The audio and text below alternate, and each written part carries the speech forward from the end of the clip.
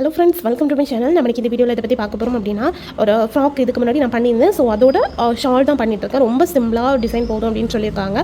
So அதுக்காக என்னெல்லாம் design பண்ணியிருக்கேன் அப்படின்னு பார்த்துடலாம். இது வந்து 2 ஷால் ஓகேவா. இந்த சென்டரில் கட் பண்ணி பேக்கில் ஸ்டிச் கொடுத்தாங்க அப்படின்னா கரெக்டாக வந்து 2 அட்டு ஸ்ப்ளிட் ஆகும். அவங்க வந்து ஒரே கிளாத்தில் 2.5 மீட்டர் எடுத்து கொடுத்து 2 பாதி ஷாலுக்கு எடுப்போம் அப்படின்னு சொன்னாங்க. ஸோ நானும் ஓகேன்னு சொல்லிவிட்டேன். அவங்கள்ட்ட சொல்லி பார்த்தேன், கொஞ்சம் கூட நீளமாக இருந்துச்சுன்னா நல்லா இருக்கணும். பட் இருந்தாலும் பரவாயில்ல, என்னைக்காச்சும் போட்டுறது தான் அப்படின்னு சொன்னதுனால ஸோ அதுக்காக வந்து நம்ம ஒரே கிளாத்தில் இந்த பக்கம் இதில் சென்டரில் கட் பண்ணோம் அப்படின்னா இங்கே ஒரு ஆளுக்கு போகும், இங்கே ஒரு ஆளுக்கு போகும், அப்படி வந்து நம்ம பண்ணியிருக்கோம் ஓகேவா.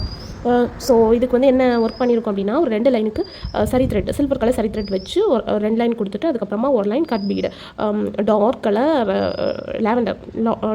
லாவெண்டர் கலர் கட் பீடு வச்சு ஒரு லைன் கொடுத்துட்டு அதுக்கப்புறமா வந்து சில்வர் கலரில் இருக்க டியூப் பீடு அதை வந்து ஒரு வி ஷேப்பில் கொடுத்து அதுக்கு சென்டரில் என்ன பண்ணியிருக்கோம் அப்படின்னா ஒரு ஒயிட் கலர் பீடு கொடுத்துருக்கோம். ஃபுல்லாக நாட்டு தான் கொடுத்துருக்கேன், தனி நாட்டு போட்டு தான் பண்ணுறேன். அதனால தான் கொஞ்சம் டைம் ஆகும், பட் வந்து நல்லா இருக்கும் ஓகேவா. நீங்கள் வந்து இது வந்து வேறு ஒரு மெத்தடில் பீட் லாக்கிங் பண்ணுவாங்க தெரியுமா, அந்த பேக்கில் கொடுத்து அப்படி பண்ணுறதை விட இந்த மாதிரி லாக் பண்ணிங்க அப்படின்னா நம்ம நிம்மதியாக இருக்கலாம், எந்த ப்ராப்ளமே வராது அப்படின்னு நிம்மதியாக இருக்கலாம். இப்போ அதுன்னா ஒரு வேலை லூஸ் ஆகும்போது அது பிரிஞ்சு வரதுக்கு வாய்ப்பு இருக்குது. ஒன்று பிரிஞ்சு வந்தாலே போதும். ஆரி ஒர்க்னாலே உங்களுக்கு தெரியும், ஒரு பீட் வந்துச்சுனாலே எல்லாமே ஃபஸ்ட்டு வர்றது மாதிரி தெரியாது, பட் அதுக்கப்புறமா ஒன்றுனா பிரிஞ்சு வரதுக்கு வாய்ப்பு இருக்குது. ஸோ அதனால் வந்து நான் என்ன பண்ணுவேன் அப்படின்னா ஃபுல்லாக அந்த மெத்தடில் லாக் போடாமல் இந்த மெத்தடில் தான் நான் லாக் போடுவேன். தனித்தனியாக லாக் போட்டிருக்கேன். இங்கே ஒரு லாக் போட்டேன்னா இங்கே மேலே ஒரு லாக், அண்டு இந்த ஒரு ட்ரையாங்கிள் இருக்க ஷேப்பில் இருக்குது பார்த்தீங்களா, அதில் சென்டரில் ஒரு ஒயிட் கலர் பீடு வச்சுருக்கேன். அண்ட் வந்து மேலே என்ன வச்சுருக்கேன் அப்படின்னா ஒரு சீக்வன்ஸு அண்ட் வந்து ஒரு கட் பீடு அதை வச்சு முடிச்சிருக்கேன். இது வந்து கொஞ்சம் மல்டி கலரில் இருக்கும். இங்கே மேலே பார்த்தீங்கன்னாலே தெரியும்.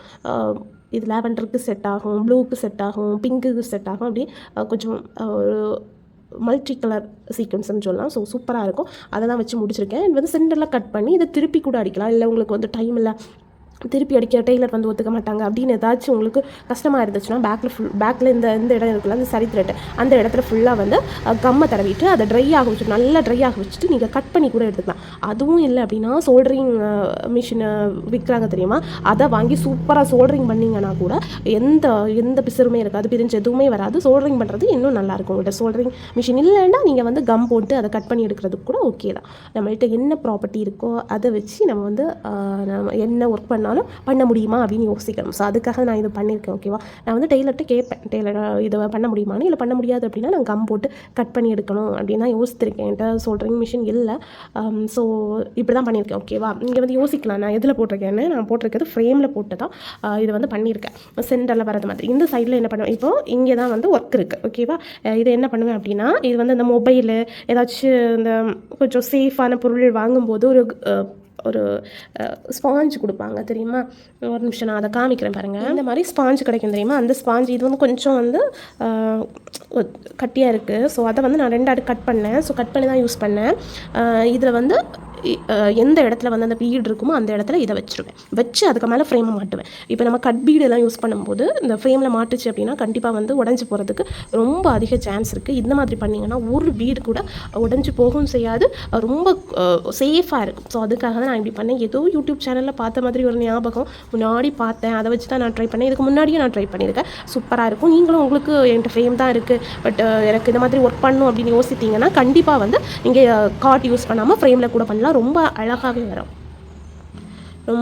வரும். பார்த்தீங்கன்னாலே தெரியும் எந்த இடத்துல நம்ம ஜாயின் பண்ணியிருக்கோம். அதெல்லாம் ரொம்ப கூர்ந்து பார்த்தா தான் தெரியும் உங்களுக்கு.